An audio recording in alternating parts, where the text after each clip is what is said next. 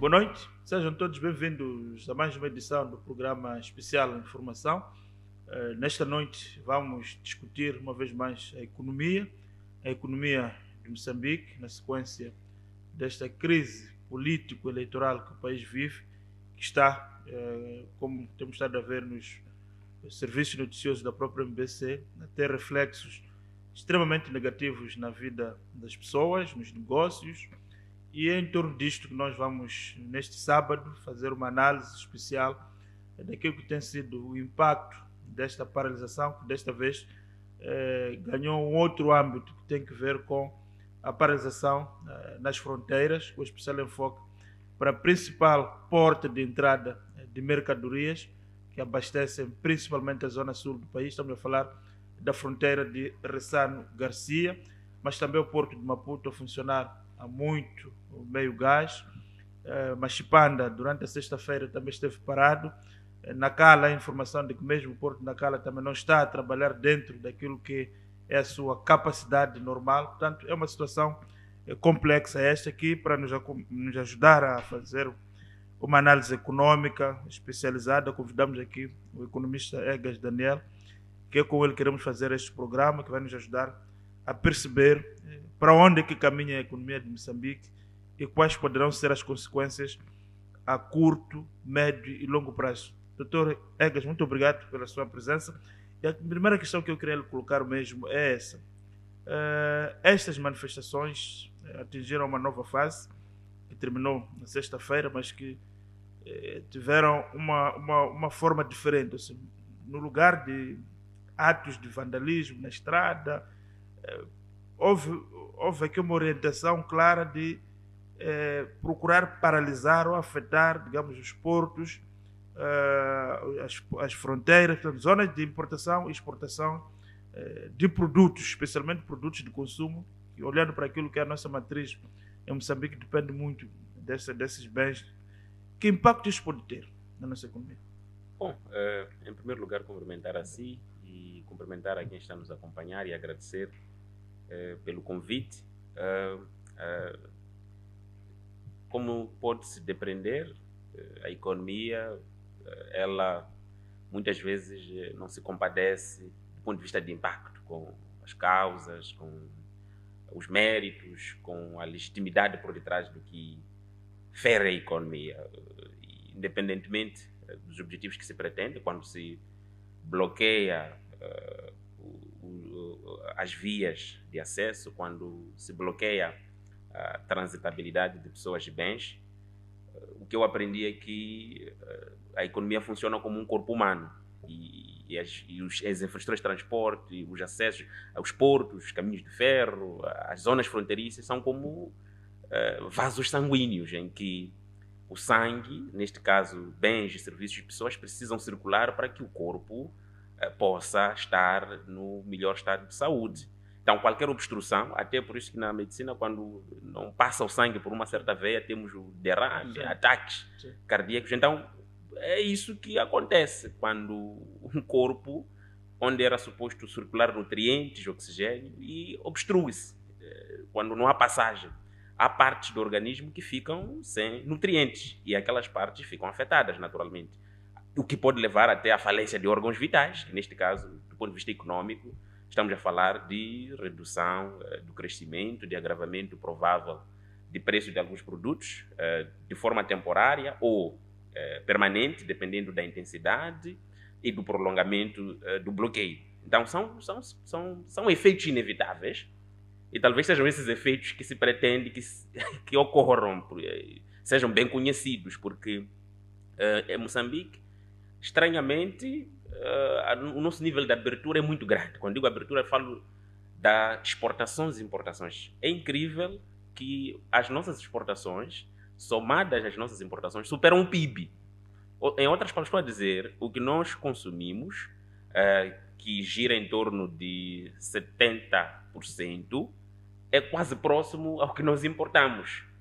E que gira em torno também de 60 e tal por cento. A diferença é mínima.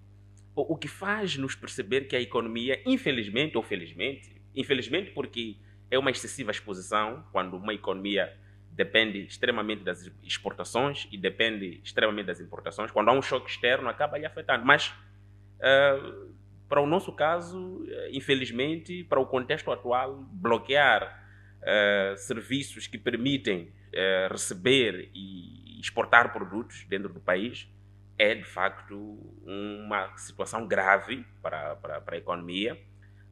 E só para fazer uma referência específica, só da África do Sul nós importamos cerca de 30%. 30% das importações de Moçambique vem da África do Sul. Significa que em cada $3 que nós importamos, $1 estamos a pagar a África do Sul. Então, qualquer mecanismo de bloqueio com relações comerciais, com relações em termos de transações comerciais com a África do Sul através das fronteiras, lesa diretamente, não somente a Moçambique em particular, mas também os países vizinhos, neste caso a África do Sul, e outros países que dependem das nossas infraestruturas de transporte para poder escoar os seus produtos, porque sabemos que Moçambique tem uma localização geoestratégica. Aliás, a concepção das infraestruturas de transporte, incluindo no período colonial, era para satisfazer parte das necessidades de escoamento de produtos para países do Interland. E este objetivo e essa estrutura, esta organização não mudou muito até hoje. Os países do Interland ainda dependem muito de Moçambique. Vão depender durante muitos anos. E vão depender durante muitos anos, até porque não é possível criar uma praia na Zâmbia ou uma forma de escoamento alternativo imediato. Então, essas são as consequências que, de facto, estamos a dizer que está-se a colocar cerca de 107% do PIB em causa, até certo ponto, que pode refletir-se nos mercados, em função, mais uma vez, do prolongamento, do tempo e da intensidade com que isso for acontecer. Existe alguma medida macropolítica ou macroeconômica, dizia, que possa ser implementada, digamos, para fazer face a este tipo de situações? Bom, sucede que para problemas reais, para problemas da economia real, a solução, muitas vezes, a mais eficaz, é também vinda de medidas da economia real. O que estou a dizer é, se, por exemplo, os preços ficam mais caros por escassez de produtos e bens no mercado, o Banco de Moçambique não pode, por exemplo, dizer que estou a aumentar a taxa de juros no mercado para poder fazer face ao aumento dos preços por causa do bloqueio que nós temos nas fronteiras. Isso vai agravar o problema, porque a escassez de produtos é um problema real. Falta de dinheiro é um problema financeiro. Existe até alguma relação entre esses dois problemas até certo ponto, mas estou a dizer este é um problema que não há como encontra... buscar os produtos, quer dizer, não existe uma forma de os trazer os produtos. Sim, se há escassez de produtos... Está bloqueado, não é possível. Tem que trazer os produtos, são os produtos que são necessários, são os produtos e serviços. Sim. Então, não estou a ver uma medida macroeconômica extraordinária, especial, que possa ser implementada por parte das instituições de gestão macrofiscal para fazer face à situação. No fundo, este problema tem que ser solucionado tendo em conta os problemas que causaram o problema, que não é, quer dizer, até certo ponto é um problema econômico, sistemático. Nós sabemos que existe claramente um grau de insatisfação da população ao longo do tempo por causa da redução de facto do poder de compra ao longo do tempo, das famílias. E existe esse desgaste que ao longo do tempo parte da população foi tendo e foi sofrendo. Então, a solução de curto prazo é de resolver o diferente que impede que os produtos entrem. E a solução de longo prazo é resolver os problemas estruturais que estão por detrás dessa,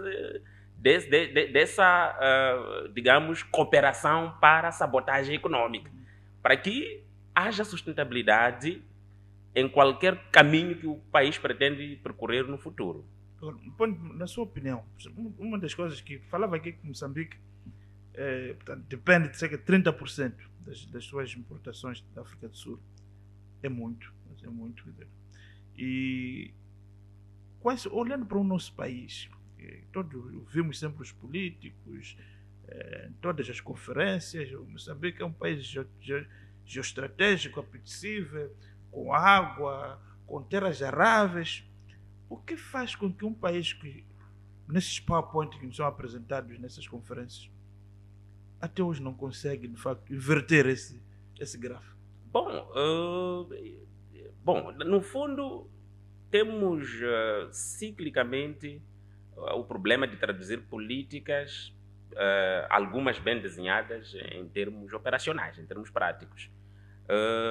E talvez deve mencionar que o recente Prêmio Nobel de Economia deste ano fez menção a isso, que a força das instituições, a qualidade das instituições é um elemento diferenciador para que os países alcancem prosperidade ao longo do tempo. Foi um elemento diferenciador entre países mais ricos e países mais prósperos. Então significa que, por mais que a política seja muito bem desenhada e coberta de boas intenções para o alcance, por exemplo, do desenvolvimento econômico e social, para o aumento da produtividade, para a redução da dependência, a componente operacional é, muitas vezes, que fica comprometida. A componente operacional é a complementar a esta boa política. E nós temos o histórico de várias políticas desde a independência, aliás, até mais recentemente, desde as primeiras eleições gerais, na área da agricultura, os proagros, os papas, os PNISAs, PEDSAs, estratégias de segurança alimentar, de extensão rural. Aliás, temos um conjunto, eu já fiz uma análise nesta componente de políticas agrárias, mais de 20 políticas que foram implementadas somente desde 1994. Mais de 20 políticas, desde estratégias e planos de ação. Mas, no fundo, quando nós procuramos saber qual foi o outcome, qual foi o resultado dessas políticas, não conseguimos nem notar algum aumento do nível de produtividade. Significa, de forma geral, que provavelmente o processo de implementação dessas políticas tinha que ter uma abordagem mais integrada, que é um dos grandes problemas de planificação pública que deve ser olhada de forma diferente para os próximos anos. Ou seja, o Ministério da Agricultura e Segurança Alimentar, seja qual for o nome do setor ou da área que superintende a parte da agricultura, não deve planificar de forma individual, isolada, e não deve implementar de forma isolada as políticas e os planos que desenha, porque no final os esforços para o desenvolvimento só são eficazes quando são concertados, articulados e coordenados. Então, só para dar um exemplo muito concreto, eu não posso, por exemplo, promover o aumento, a distribuição de insumos, o aumento dos níveis de produção e produtividade numa determinada área, sem que tenha uma articulação muito bem feita com o Ministério de Obras Públicas e Habitação para viabilizar aquela produção daquela área. Do contrário, as pessoas vão produzir porque receberam sementes, insumos ou técnicas agrárias mais melhoradas ou boas práticas agrárias, e aquela produção não será escoada, ou quando escoada não será competitiva. E na campanha agrária subsequente, a produção volta a cair. Significa a coordenação, a articulação institucional, a complementaridade de políticas e talvez a redução da concorrência entre os diferentes ministérios no controle e execução de alguns programas que deviam ser feitos de forma conjunta. Isto é que tem que reduzir, porque só coordenados é que vamos mais longe.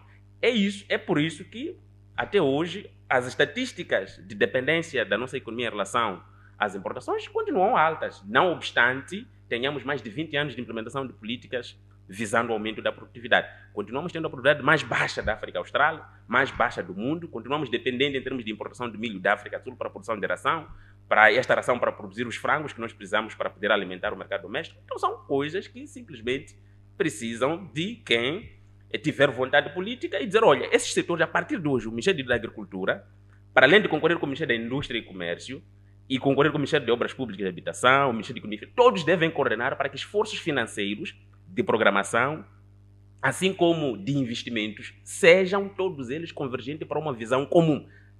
Desta forma, eu acredito que podemos, sim, depois de 5 anos, 10 anos, dizermos, olha, já reduzimos em X% a importação de milho da África do Sul porque produzimos internamente e satisfazemos o mercado interno. Olhando, está aqui a colocar dados muito interessantes que eu queria colocar também uma outra questão.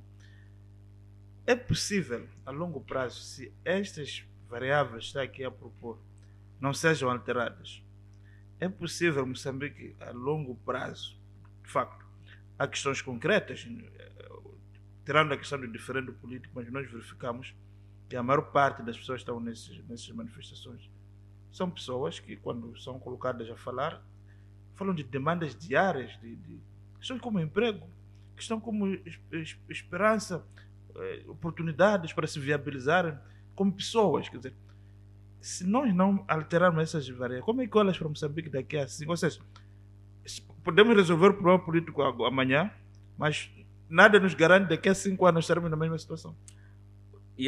Bom, e de facto, de forma geral, essa é uma boa pergunta, porque até uma das coisas que é evidente é que todo o extremamento das posições políticas neste momento, ou seja, as manifestações atingiram um nível, vamos lá supor que vamos para as fases subsequentes de sabotagem da economia e também vamos para as fases subsequentes de repressão. Todas essas estratégias que parecem ser as melhores para quem as aplica, no final tem um efeito, um custo econômico negativo muito mais alto. Aliás, na economia costumamos chamar de estratégias de soma negativa, ou seja, ninguém ganha com o ir para o extremo. Então, por causa provavelmente desta ciência de que não queremos levar o país ao caos, e é verdade que não devemos levar o país ao caos, então temos acordos temporários, frágeis, que não resolvem um problema e que mais tarde voltam a levantar o mesmo problema, que depois pode resultar em acordos frágeis, que depois não resolvem o problema, e depois, ciclicamente, o mesmo problema vai reaparecendo e vamos usando os mesmos métodos paliativos para sair do problema e, no final, o problema mãe permanece. Em outras palavras, responder diretamente à sua pergunta, o problema essencial é uma economia que não consegue produzir o suficiente para não só alimentar as pessoas, mas para dar emprego aos moçambicanos e principalmente para os jovens. Neste momento, 500 mil jovens entram para o mercado de trabalho. Destes, apenas formalmente 30 mil é que são absorvidos. Então, os demais 430 mil por ano. Então, ficamos já com 370 mil. E ficamos com 300 ou 470 mil que estão à sua própria sorte, que devem, mais uma vez, recorrer ao setor informal ou fazer outras coisas, não sabemos quais são para a sua sobrevivência. Então, esta massa desempregada, jovem, ela é que, em qualquer gatilho de instabilidade, está disposta a aderir até a práticas ilegais para fazer valer o seu interesse de que, provavelmente, depois disso, possa ter alguma fonte de rendimento, alguma fonte de trabalho. E principalmente esta massa desempregada, para ela, não é interessante dizer que o país cresceu. Os números de crescimento econômico, eu podia falar aqui deles, crescimento econômico 3%, 7%, balança de pagamentos, balança comercial, conta corrente, taxa de inflação. Para esta massa, tudo isso não significa nada enquanto não verem aumentos de rendimento real no seu bolso que lhes permite comprar mais coisas para satisfazer as suas necessidades do dia a dia. Então significa, no fim, por mais que se resolva do ponto de vista negocial, esses diferendos que nós estamos a viver agora, se não se resolver a raiz do problema, vamos continuar com uma massa ainda disposta a fazer a mesma coisa, por exemplo, nos próximos 5 anos. Então, temos que atacar a raiz do problema, que é uma economia excessivamente especializada em setores que são poucos geradores de emprego. O que alimenta o crescimento econômico em Moçambique é a indústria extrativa. Mas quantas pessoas? Aliás, podemos recuperar os números da plataforma flutuante. A plataforma flutuante só empregou o número de trabalhadores totais que nós vimos, eram 300 trabalhadores, dos quais talvez alguns são moçambicanos, certamente que tem alguns moçambicanos lá, não sabemos quantos. Mas mesmo que todos os 300 fossem moçambicanos, este número não é suficiente para lidar com cerca de 500 mil que a cada ano, não estamos a dizer o cumulativo dos 5 anos ou 10 anos, que a cada ano precisam de alguma coisa para fazer na economia. Então, é isso que, sendo atacado, resolvemos o problema, pelo menos sustentavelmente, de forma sustentável. Toda outra forma de resolver o problema, através de diálogo político para que se ultrapasse a situação de forma momentânea, é uma forma paliativa. É tomar um paracetamol para tratar uma malária, onde a dor de cabeça pode passar, mas o problema principal já precisa de soluções também que ataquem diretamente o vírus. Estamos, na verdade, sentados numa espécie de um barril do poro, ou seja, a questão demográfica e a incapacidade da economia, digamos, de gerar empregos é a longo prazo um verdadeiro barril do poro. Naturalmente. Em Moçambique, 25, estamos a dizer que quase 60% da população está na idade jovem, quer dizer, tem por aí 18, está mais ou menos entre os 15 aos 25 anos. Estamos a dizer que são cerca de 20, 19, ou podemos fazer contas, não tenho números muito concretos, mas é um bom número de moçambicanos que está na idade jovem. É um bom número de moçambicanos que está ávido em ter alguma coisa por fazer, está ávido em buscar rendimentos para poder satisfazer as suas necessidades. Isso é uma fraqueza se o sistema de gestão econômica não consegue conferir a este grupo de pessoas, os tais rendimentos que eles precisam para satisfazer as suas necessidades. Mas também é uma força, porque são pessoas que têm necessidades de consumo, mas este consumo na economia também é bom. Quer dizer, quando tu tens uma economia com muita população jovem, é uma força de trabalho necessária para poder dinamizar a economia, mas ao mesmo tempo é uma força necessária para poder fazer com que a economia consuma. Porque o que move a economia, para muitos até poderem entender, o PIB não é só investimento, não são empresas só que contribuem para o PIB. O PIB é consumo, em primeira mão é consumo, o PIB é consumo, depois é investimento, depois é que são gastos do governo, depois temos as exportações. As importações são uma parte negativa do PIB, porque, claro, estamos a desviar emprego de Moçambique para os outros países. Então, esta massa jovem desempregada não só pode, de facto, contribuir para a produção da economia, mas também pode contribuir para o consumo da economia. Então, é encontrar uma estratégia adequada de que o setor extrativo alimente os setores internos que vão absorver esses jovens. É aí onde entra o setor da agricultura, que muitos que já se tem falado. Mas estamos a falar da agricultura desde a década de 80. Bom, eu tenho sempre receio de falar agricultura da forma como se tem falado. Porque quando se fala da agricultura, está-se a pensar em termos mais jovens a irem para a agricultura. Olha, é difícil convencer um jovem, de facto, a ir abrir uma nova machamba, aproveitar as terras aráveis que existem. Eu acho que se a agricultura ter esta imagem que tem, de que é improdutiva, usa a enxada de cabo curto, os mais pobres são os agricultores. Aliás, o salário mínimo mais baixo está na agricultura. Então, significa que a capacidade de atrair mais pessoas para a agricultura é baixa. Então, a agricultura não pode ser a nossa esperança de que gere empregabilidade. E nem pode ser a nossa esperança de que continue absorvendo grande parte da mão de obra, continuemos usando as terras aráveis que existem, porque podemos até usar, mas há um fim, há um limite. O fator terra tem um limite. Chegará um tempo em que provavelmente não teremos mais terras para poder praticar a agricultura. O que nós temos que fazer e nos concentrar é aumentar a produtividade desta agricultura, não sendo feita por muitas pessoas, mas pelo menor número de pessoas possível. Então, esta é que é a ideia principal. Quanto menos pessoas fazerem... Aliás, quanto mais produtiva for o setor da agricultura, estamos a dizer que menos pessoas estarão lá para fazer agricultura. E as adicionais pessoas, essas que vão migrar do setor da agricultura, vão ser absorvidos pelo setor secundário, por setor de transformação. Por quê? Porque o setor da indústria, agroindústria, agroprocessamento, é viabilizado pela agricultura. Para eu produzir uma fábrica de ração, para eu construir uma fábrica de ração e ela ser viável, preciso de produção de milho que seja competitiva para eu não trazer da África do Sul. A partir do momento que eu consigo produzir milho, em cada tonelada, em cada hectare, eu consigo tirar 8 toneladas de milho, é muito mais viável eu construir uma fábrica de ração e usar milho como matéria-prima. É aí onde eu vou empregar esses jovens que estarão... É uma roda, a economia... É exatamente uma roda. E depois os setores de serviços, os transportes, vão ser complementares. Mas, mais uma vez, não podemos esquecer daquele primeiro problema que eu falei, que é o quê? A complementaridade, a articulação e a coordenação. Ao mesmo tempo que eu incentivo a agricultura, se eu não tiver uma estrada, eu vou sufocar a capacidade de eu ter uma indústria viável. Eu vou sufocar a capacidade de eu ter um setor de serviços que seja vibrante. Então, no fim, esses jovens deverão ser absorvidos por uma economia mais estruturada, orientada para a geração de empregos, que incentive o setor da agricultura para que seja mais produtivo, crie condições para que fábricas surjam para absorver e aproveitar um setor da agricultura produtivo, absorvam esses jovens e tenhamos uma economia onde temos maior níveis de equilíbrio e não tenhamos, como fiz referência, um barril de pólvora no qual estamos sentados, quando há uma faísca fechamos, depois a outra faísca fechamos, e depois vai chegar um tempo em que haverá tantos buracos que não vai ser possível fechar.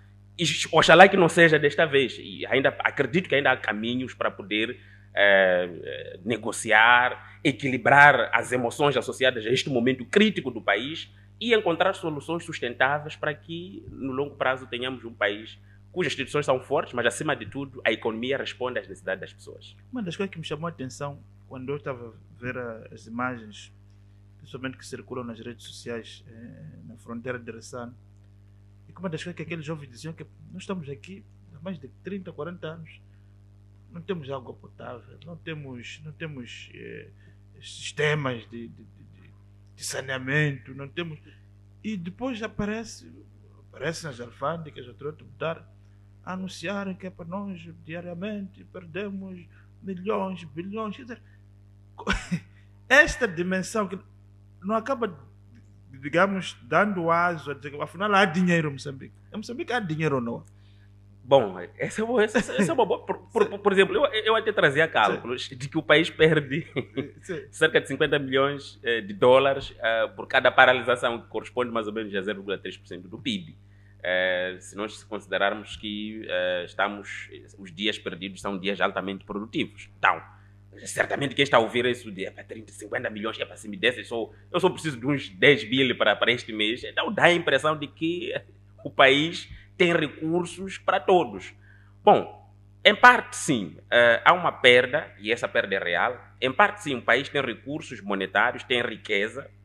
Talvez muita dessa riqueza não é fácil transformar. Está sendo transformada em dinheiro, mas esse dinheiro não é melhor distribuído. Se nós olharmos para as estatísticas das desigualdades, elas tendem a ser mais recrudescidas, ou seja, não temos uma melhor distribuição destes recursos. E aquilo acaba gerando, de facto, esta impressão de que todo o dinheiro que se perde, todo o dinheiro que se faz, que todo o dinheiro, toda a riqueza que o país tem, simplesmente não volta para a base. Então, é aí onde devem entrar as políticas redistributivas de rendimento nos Como é que próximos isso anos. faz? Olha, a melhor forma de distribuir o rendimento, como muitos acham que não é dar dinheiro às pessoas diretamente. É criar condições de capacitação, principalmente da juventude, para que ela aproveite as melhores oportunidades que o país tem, as potencialidades que o país tem para poder gerar a sua própria riqueza. E, acima de tudo, é assegurar que o tal dinheiro que é gerado pelo setor extrativo seja aplicado nos setores que são mais impactantes para a população e para os jovens. O setor da educação, o setor da saúde, mas muito mais do que isso, a capacidade de nós reduzirmos o nível de burocracia com a qual, por exemplo, o jovem pode abrir uma empresa e poder operar normalmente. Isso também pode ser um caminho que, a médio prazo, pode permitir que muitos jovens criem os seus próprios empregos ou sejam absorvidos pelos negócios que vão surgindo ao longo do tempo. Então, todo o dinheiro que é perdido é perdido no PIB, mas não é porque é um dinheiro que alguém recebe nas mãos, só para esclarecer melhor. Se calhar uma última questão, estamos mesmo no caminho do fim do nosso programa, e a questão que eu queria colocar também, doutor, é que Moçambique tem capacidade de sobreviver durante muito tempo perante se essa situação agravar das paralisações, e com especial enfoque para os corredores de desenvolvimento. Há condições para nós sobrevivermos por muito tempo com essas situações aqui em Moçambique? Definitivamente não temos condições para sobreviver por muito tempo. Isso tem que estar claro. E, primeiro, pelos números que eu fiz referência. Um país que tem uma taxa de abertura acima de 100%, a sua capacidade de sobrevivência sem as transações internacionais é muito baixa. Segundo, a dependência das famílias mais vulneráveis das atividades do dia a dia, que para sobreviverem precisam fazer alguma coisa naquele determinado dia. Isto também limita a capacidade de sustentar um bloqueio e uma paralisação prolongada. Agora, talvez há um elemento que é importante trazer, pelo menos como economista, para estar esclarecido, pelo menos para quem quer saber, mas quais são os efeitos, o que nos espera depois disso tudo. Olha, numa primeira fase, a economia tem aquilo que nós chamamos de efeito desfasado. Você faz bagunça, faz tudo, depois parece que tudo fica calmo. Por quê? Porque a batata que foi importada no mês passado ainda está aí no estoque. O óleo, o tomate, tudo que foi importado ainda está no estoque. Se isso permanecer e intensificar-se, vai chegar uma fase onde não só teremos escassez de produtos no mercado, como mesmo para quem tiver recursos para comprar os tais produtos no mercado, poderá encontrar com dificuldade. E esta fase que, para muitos, pensam que pode afetar a elite política, que é o principal alvo das manifestações.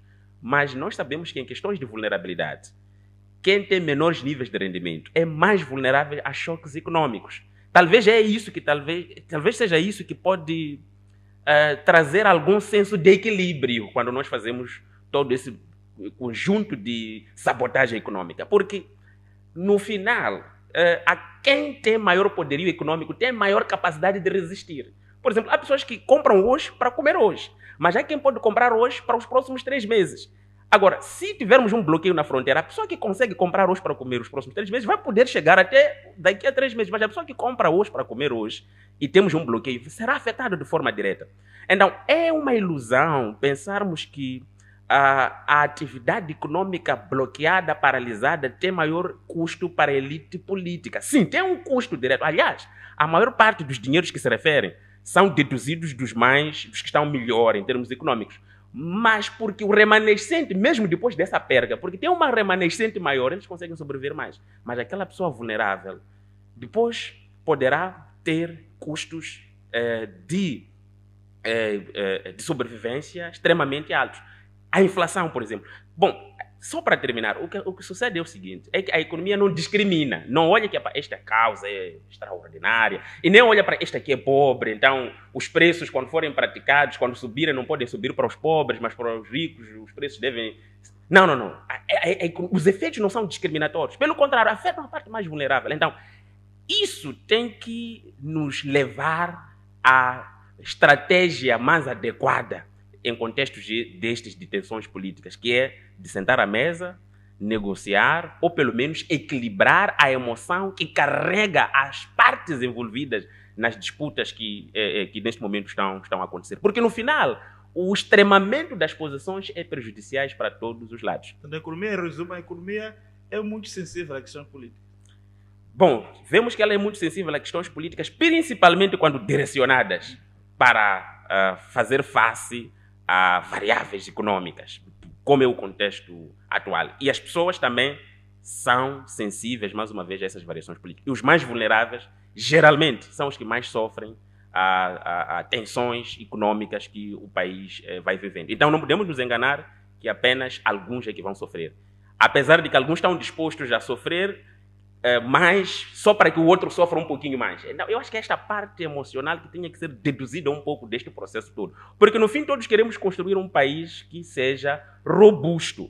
E é preciso equilibrar os métodos para que nós alcancemos a esta robustez econômica. Exato. Muito obrigado, Dr. Negas. Acho que em 30 minutos tivemos aqui uma espécie de um beabá de economia. Acho que mesmo quem está em casa percebeu um pouco de como é que a economia funciona, essa roda da economia, como é que funciona, que está tudo integrado. Muito obrigado por esses ensinamentos. Em 30 minutos foi muito claro e ficou claro mesmo com relação a estes dias de tensão política que o país está a viver. Nós ficamos por aqui, agradecemos o calor da sua audiência e novo encontro fica marcado para a próxima semana, onde certamente estaremos cá para continuar a acompanhar, tanto do ponto de vista político, mas também do ponto de vista econômico, a situação que o país está a viver neste momento e que rapidamente possa se encontrar soluções políticas e jurídicas para que possamos todos retomar um ambiente de paz e estabilidade, que é isso que todos nós almejamos. Boa noite, até a próxima.